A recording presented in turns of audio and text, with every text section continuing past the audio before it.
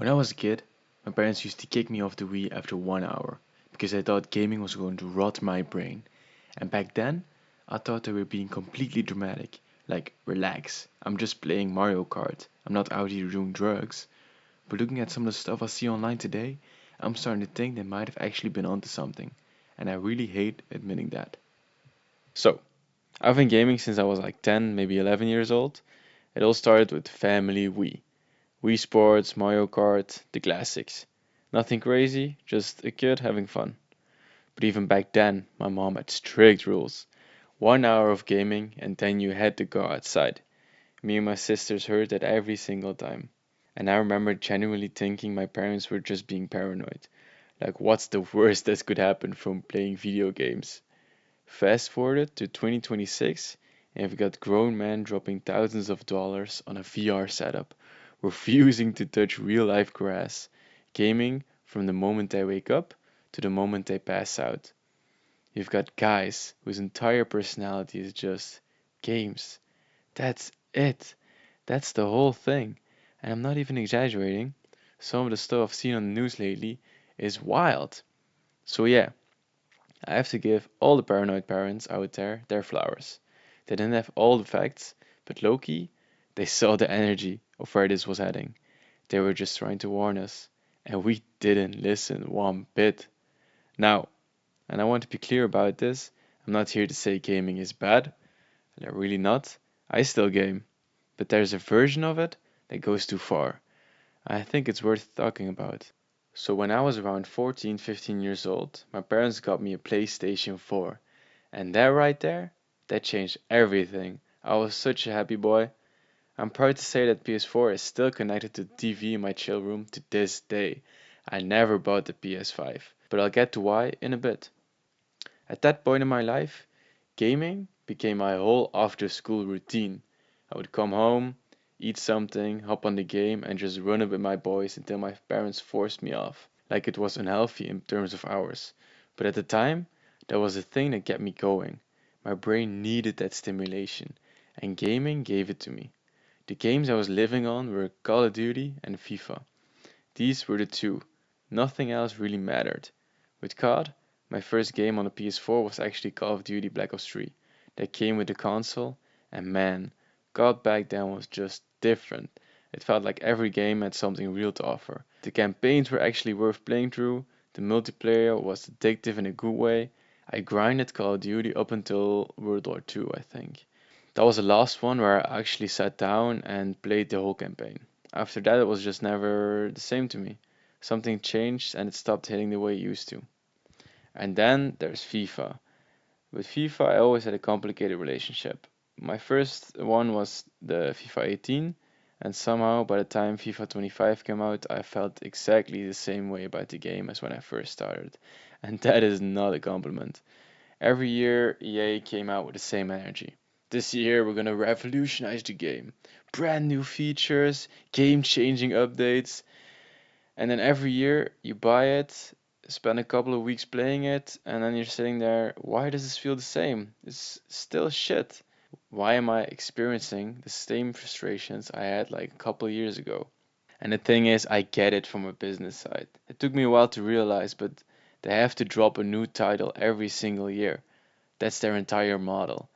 But the reason they keep doing that without really improving is because they don't have real competition. First of all, we all thought PES was going to step up and actually challenge them at some point, and that never happened. So EA just coasts, because why try harder if nobody is pushing you? Honestly, imagine what FIFA could look like if there was a real competitor actually threatening them. That game would be incredible. But instead, we get slight tweaks, a new card system, and the same bugs with a fresh coat of paint. Okay, enough shitting on EA. Here's where it gets real. For a couple of years, gaming was the best part of my day, and I want to be honest about why. It wasn't even really about the games, it was about my friends. It was about logging on every day after school and just being with my people. Doing dumb shit, laughing until our eyes were watering, talking about nothing and everything at the same time. One of my favorite memories is me and my best friend in high school, sneaking on at like midnight, thinking we were smooth, and then one of our parents would hear us, and we'd hear each other get a full preaching through the headset. And then the next day we'd clown each other about it for the rest of the week. That was the energy. That's what gaming was for me. But around 17, 18 years old, something started shifting. This was around the time I started taking my health seriously, going from fat to fit, building better habits, and I started noticing that the nights where my friends couldn't get on, I was just sitting there alone in the party, playing, not even really enjoying it, just going through the motions. And that feeling of loneliness would just creep in, and I'd start asking myself, why am I even here right now? I'm not having fun. I'm not connecting with anyone. I'm just burning time. Like the game was the same, but without my friends around it, the whole thing felt hollow. That feeling got worse and worse over time, so eventually I just stopped loading up the game when I knew I was going to be alone. And here's what nobody tells you. When you're gaming for hours every single day and you suddenly stop, you have a lot of time to fill. Like, you don't realize how much of your day it was eating up until it's gone. So I had to figure out what to do with all that space.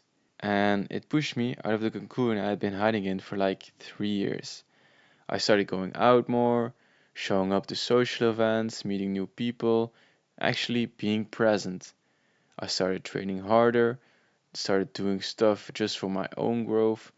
I started reading, building skills, working on myself mentally and physically, and that cycle just kept compounding.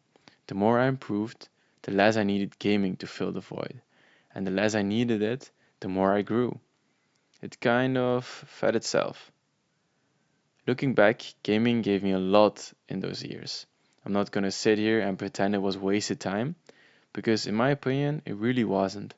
It gave me memories I'll never forget, friendships that still matter to me, and a social outlet during a period of my life when I really needed one. But it was also a cocoon. It was comfortable, and comfortable can be dangerous if you stay there too long. The best thing I ever did was outgrow it naturally. Not because someone took it away from me, not because I forced myself to quit. I just reached a point where life was more interesting, and that's a good sign. That means you're actually living. So, here's where I land on all this. Gaming isn't the problem. I want to say that clearly. I still play. I still fire up FIFA every now and then, still jump into COD when the mood hits, and now obviously I'm recording gameplay for you guys on here, so it's becoming a different kind of stuff on my life. But there's a version of gaming that goes way beyond entertainment and becomes a way to avoid life. And that's the part my parents were sensing, even if they couldn't articulate it perfectly back then.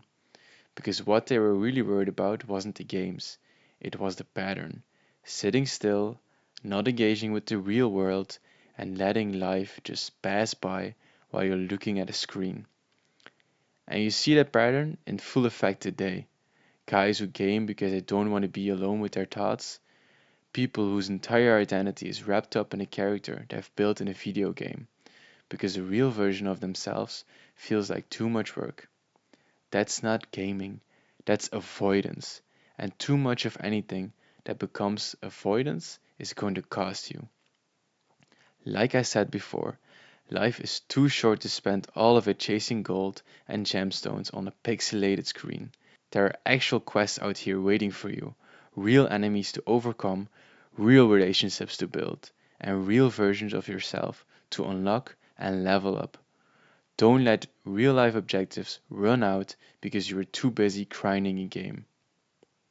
So, yes, mom, yes, dad, you were kinda right. Not completely, because I turned out fine and gaming helped me shape who I am. But the warning, the instinct to make sure I didn't disappear into it, you were seeing something real. Moderation is the key to literally everything in life. Too much of anything, even the things you love, can turn a cure into a poison. Remember that. Anyway, that's it for me today. If you've got your own gaming story, whether you're still deep in it or you grew out of it like I did, drop it in the comments. I'd love to hear it. Don't forget to subscribe if you're new, and I'll talk to you next week. Perspective pending. See you.